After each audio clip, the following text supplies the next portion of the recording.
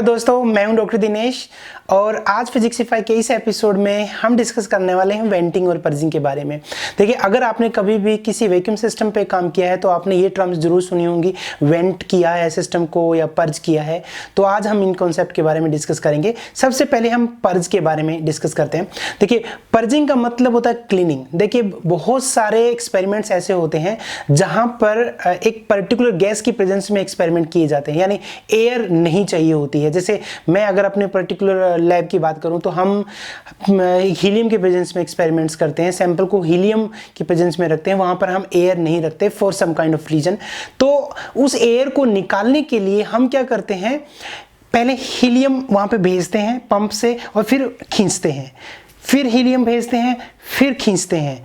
तो यानी हीलियम जाती है एयर में, जो एयर के पार्टिकल भी घुल जाते हैं, फिर जो पंप है वापस खींच लेता है और high vacuum of the order of something like वो 2 मिलीबार बना देता है। फिर हीलियम जाती है, अगर बाकी कोई एयर का पार्टिकल बचा हुआ उनको पकड़ के फिर से ले आती है। तो उसको बोलते हैं पर्जिंग। यानी पर्जिंग का मतलब होता है क्लीनिंग।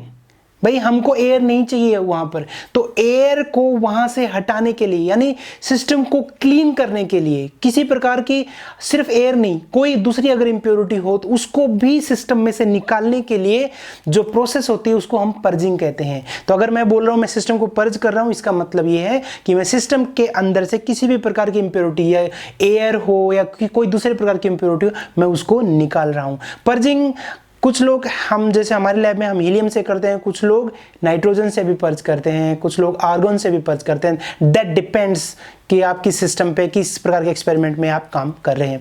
तो पर्जिंग बहुत सिंपल है। Purging is simply removing the impurity from the system, और ये बोल सकते हैं purging is simply cleaning the system.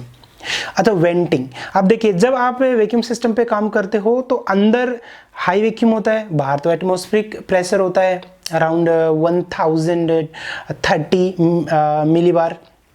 तो अगर अंदर हाई वैक्यूम है और बाहर आपका एटमॉस्फेरिक प्रेशर के प्रेशर है, तो आप अगर जो उस सिस्टम को खोलने की कोशिश करोगे, क्लैंप को खोलने की कोशिश करोगे, तो वो नहीं खुलेगा।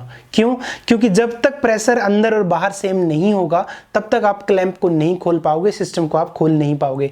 तो उसके लिए हम क्या करते हैं, कोई भी, जैसे हमारे सिस्टम है हम हीलियम से ही वेंट करते हैं, तो हम क्या करते हैं, हीलियम भेजते हैं अंदर जब एक्सपेरिमेंट होता है तो प्रेशर लगभग 50 मिलीबार होता है।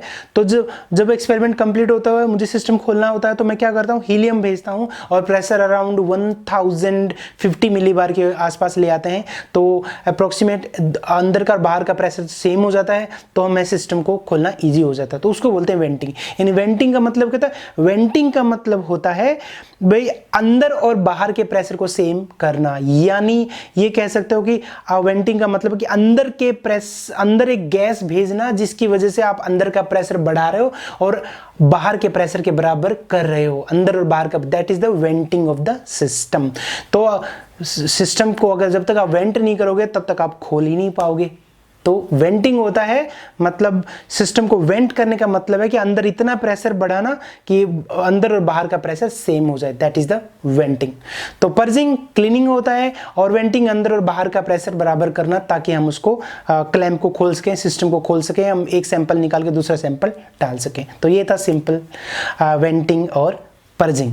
तो अगर आपको इस कॉन्सेप्ट को समझने में किसी भी प्रकार का कोई डाउट है तो आप बिल्कुल बेझिझक होकर कमेंट सेक्शन में लिखकर पूछ सकते हैं। अगर आपके पास भी ऐसा कोई कॉन्सेप्ट है फिजिक्स का जिसको आप डिस्कस करना चाहते हैं हमारे साथ, तो आप हमको कमेंट सेक्शन में लिख के बता सकते हैं। हम वीडियो के जरिए उस कॉन्सेप्ट को आपके साथ डिस्कस करने की पूरी कोशिश करेंगे।